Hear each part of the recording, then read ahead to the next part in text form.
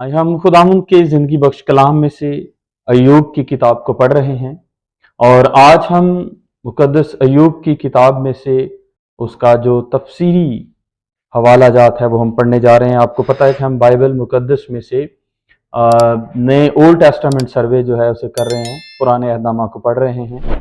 तो आज हम अय्यूब की किताब पे पहुंचे हैं और आज एक बार फिर हम अय्यूब की किताब और उसके पहले बाब से जो है 10 आयत तक पढ़ेंगे। अगर हम अय्यूब की किताब का तारुफ देखें तो इस किताब का तारुफ जो है वो एक शख्स बनाम अय्यूब करवाया जाता है। वो खुशहाल है, खानदान किरदार के मुतल्लिक बताया जाता है कि वो शख्स जो है वो दौलतमंद है, उसके पास बहुत सारी दौलत है, रुपया पैसा है। और अय्यूब की कहानी जो है वो किसी जाने पहचाने आगाज से शुरू होती है और इसकी हकीकत का भी कि अपने मसाइब के बावजूद अय्यूब खुदा के साथ अपनी रास्तबाजी में वफादारी पर कायम रहता है।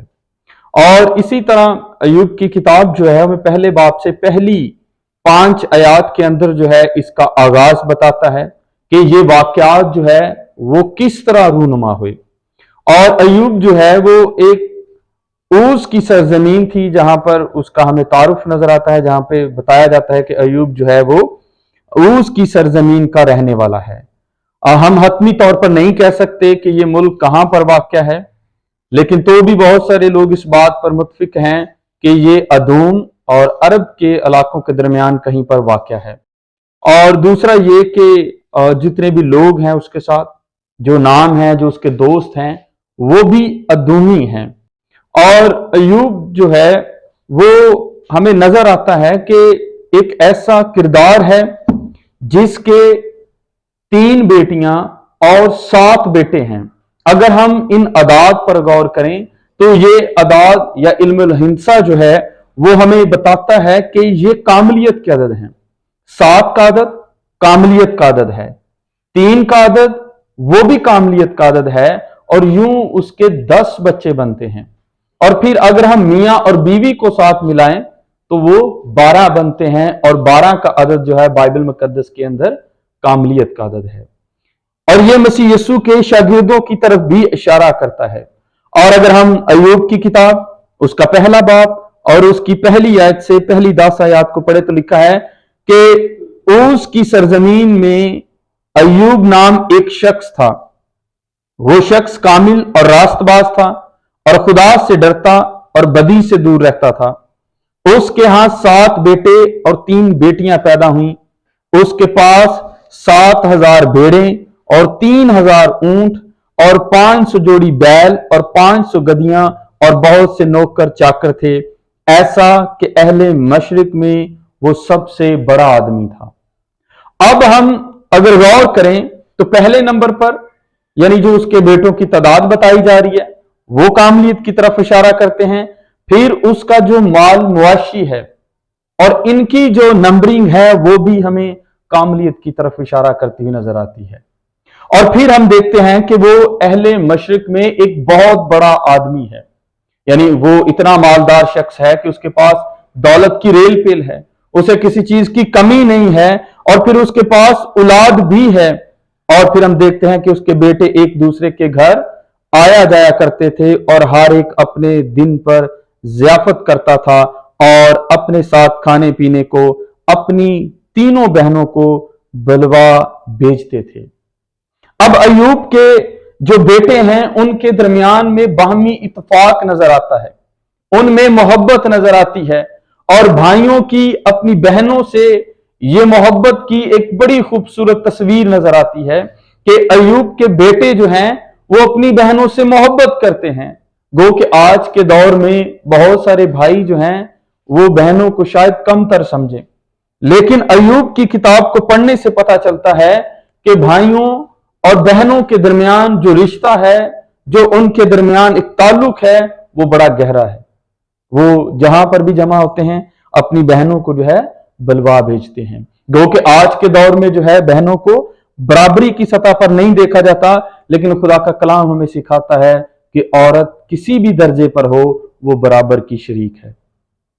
वो भाइयों की विरासत हो या भाइयों के साथ उसका लेन देन हो, वो उनकी बहनें हैं। और फिर लिखा है कि जब उनकी ज़ियाफत के दिन पूरे हो जाते तो अय्यूब उन्हें बुलवा कर पाक करता और सुबह को सवेरे उठकर उन सबों के शुमार के मुवाफिक सोख्तनी कुर्बानियां चढ़ाता था, क्योंकि अय्यूब कहता था कि शायद मेरे बेटों ने कुछ खता की हो और अपने दिल में खुदा की तकफीर की हो। अय्यूब हमेशा ऐसा ही किया करता था। अब अय्यूब जो है वो बतौरे ना सिर्फ घर का सरबराह है, बल्कि वो बतौरे काहिन अपनी खिदमत भी सर अंजाम दे रहा है। यह बाप की ऐसी मोहब्बत है कि बाप अपने बच्चों की फिक्र करता है, और आज के दौर में भी बहुत कम होता है कि एक बाप जो है वो सरबराह और बतौरे वो एक खादिम के तौर पर भी अपनी खिदमत को सर अंजाम दे। लेकिन अय्यूब जो है उसके अंदर ऐसी मोहब्बत है अपने बच्चों के लिए कि वो खुदा की हजूरी में उनकी खता के लिए कुर्बानी गुजरानता है। ये एक बड़ी खूबसूरत मिसाल है कि आज के दौर में भी जो शख्स मालदार हो, रुपया पैसा भी हो और उसके पास ये सारी लवाजमात भी हों, लेकिन शायद वो खुदा के नजदीक जाता हो। लेकिन अय्यूब मुकद्दस अय्यूब जो है वो ऐसा शख्स है कि वो अपने बच्चों की मोहब्बत में और उनकी सारी खताओं के लिए कुर्बानी भी देता है और खुदा की हजूरी में दुआ भी करता है। ये एक ऐसी खूबसूरत तस्वीर है कि आज के दौर में भी माँ बाप को अपने बच्चों को अकेला नहीं छोड़ना चाहिए, बल्कि उनकी तरबियत करनी चाहिए। उनकी तालीम और तरबियत की जिम्मेदारी जो है एक बाप पर आयद होती है कि वो अपने बच्चों की तरबियत अच्छे तरीके से करे, ताकि जब वो खुदा की हजूरी में जाएं तो उसे शर्मिंदा ना होना पड़े। और ये मिसाल जो है अय्यूब की जिंदगी के अंदर नजर आती है कि उसके पास सब कुछ है, लेकिन इसके बावजूद वो फर्स्ट प्रायोरिटी जो है खुदा को देता है। और अगर आज के दौर में हम खुदा को फर्स्ट प्रायोरिटी दें तो खुदा की वो तमाम बरकत जिसका वादा उसने अपने लोगों के साथ किया है जरूर अता करेगा। और फिर छठी आयत के अंदर लिखा है कि एक दिन खुदा के बेटे आए कि खुदावंद के हजूर हाजिर हो, और उनके दरमियान शैतान भी आया और खुदावंद ने शैतान से पूछा तू कहां से आता है? शैतान ने खुदावंद को जवाब दिया कि जमीन पर इधर उधर घूमता फिरता और उसमें सैर करता हुआ आया हूं।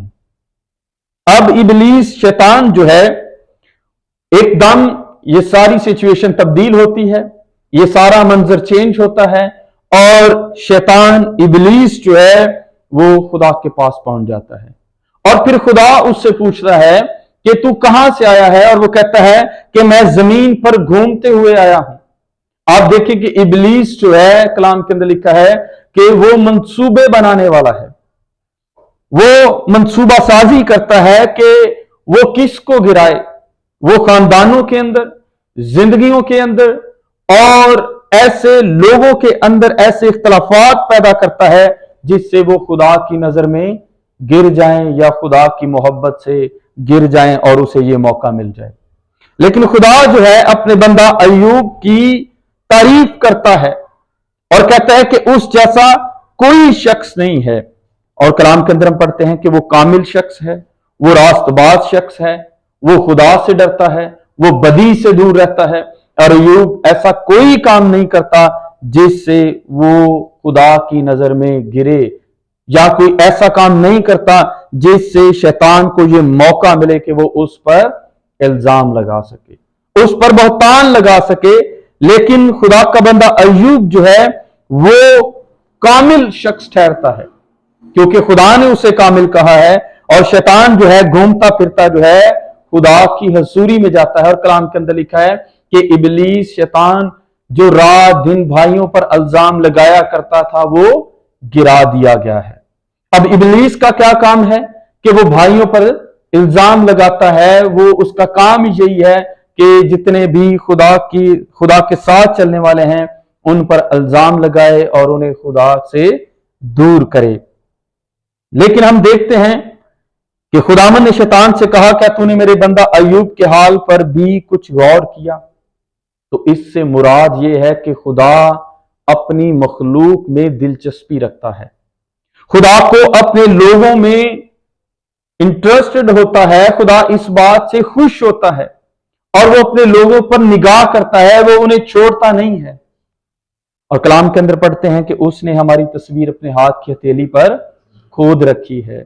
इसका मतलब यह है कि खुदा अपने लोगों की फिक्र करता है, खुदा अपने लोगों पर नजर करता है, खुदा उन्हें छुड़ाता और बचाता है, खुदा उनसे कभी गाफिल नहीं होता। और अय्यूब के इस वाक्य से हमें नजर आता है कि खुदा अपने लोगों पर नजर करता है। और अय्यूब जो है वो अबरानी नहीं है, उसका ताल्लुक इस्राइल से नहीं है, लेकिन तो भी खुदा जो है अपने लोगों में जो उसका खौफ और डर मानते हैं उनमें खुदा दिलचस्पी रखता है, क्योंकि वो भी इंसान जो है खुदा के बनाए हुए हैं। कोई भी इंसान हो जो खुदा से डरता और उसका खौफ मानता है, खुदा उस पर नजर करता है। और फिर क्योंकि लिखा है कि क्योंकि जमीन पर उसकी तरह कामिल और रास्तबाज आदमी जो खुदा से डरता और बदी से दूर रहता हो कोई नहीं। खुदा अय्यूब के बारे में खुद कह रहा है कि ऐसा कोई शख्स नहीं है, क्योंकि नूह को भी रास्तबाज कहा गया है और फिर हम देखते हैं कि मुकद्दस अय्यूब को भी रास्तबाज कहा जा रहा है। ये दो शख्सियात रास्तबाज हैं। और फिर इन्हीं का हवाला जो है मुकद्दस हिजकियेल नबी की किताब के अंदर नजर आता है कि इन दोनों लोगों का नाम जो है वो बयान किया जाता है कि ये लोग जो है वो रास्तबाज लोग हैं और खुदा इन्हें रास्तबाज कहता है। और खुदा कहता है कि इनकी मानद कोई नहीं, जो ये ऐसे रास्तबाज हैं जो बदी से डरता और जो खुदा से डरता और बदी से दूर रहता हो कोई नहीं है। लेकिन शैतान ने खुदावंद को जवाब दिया, क्या अय्यूब यूं ही खुदा से डरता है? क्या तूने उसके और उसके घर के गिर्द और जो कुछ उसका है उसके उस सब के गिर्द चारों तरफ बाड़ नहीं बनाई? तूने उसके हाथ के काम में बरकत बख्शी है और उसके गले मुल्क में बढ़ गए हैं। अब इबलीस को फिर मौका मिल गया है कि वो फिर इल्जाम लगाता है कि क्या ये बरकत जो उसके पास है यूं ही उसके पास आ गई है? क्या वो यूं ही तेरी तारीफ करता है? क्या यूं ही वो तेरे डर और खौफ को मानता है? क्या तूने उसके चौगिर्द बाड़ नहीं लगाई?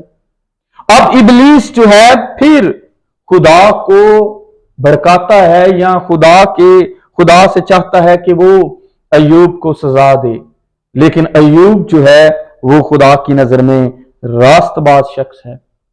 और वो कहता है कि खुदावंद क्या वो यूं ही तुझसे डरता है, बल्कि तूने तो उसके हाथ के काम में बरकत दी है। वो जिस काम को हाथ लगाता है उसमें बरकत है, क्योंकि अय्यूब जो है अपने सारे इलाके के अंदर मशहूर शख्स है, बाबरकत शख्स है, उसके पास मालो दौलत भी है, उसके पास नौकर चाकर भी हैं और उसके पास वो सब कुछ है जो खुदा की तरफ से उसे मिलना चाहिए था। और फिर आगे चलकर हम देखते हैं कि अय्यूब इन सारी बरकत को अपना हक नहीं समझता, बल्कि वो ये समझता है कि ये खुदा की बरकत है और कहता है कि खुदावन ने दिया, खुदावन ने लिया, खुदावन का नाम मुबारक हो। जब उसने ये कहा कि ये सब कुछ तो खुदा ने दिया है और ये खुदा जो है हमारी जिंदगियों के अंदर फैसले करने वाला खुदा है, और इससे मुराद ये है कि वो हर एक चीज को कंट्रोल करता है, लेकिन इसके बावजूद उसने इंसान को आजाद मर्जी पर पैदा किया है। अय्यूब चाहता तो उसकी तफकीर भी कर सकता था, लेकिन उसने कहा कि मैं इसका मुस्तहिक नहीं हूं, बल्कि ये खुदा का दी हुई चीजें हैं, ये खुदा की बरकत है और ये हमारी जो जिंदगी है इसकी तवालत तो बहुत मुख्तसर है, लेकिन वो जिंदगी जो अब्दी जिंदगी जो है, जो हमेशा की जिंदगी है, वो कायम रहने वाली है।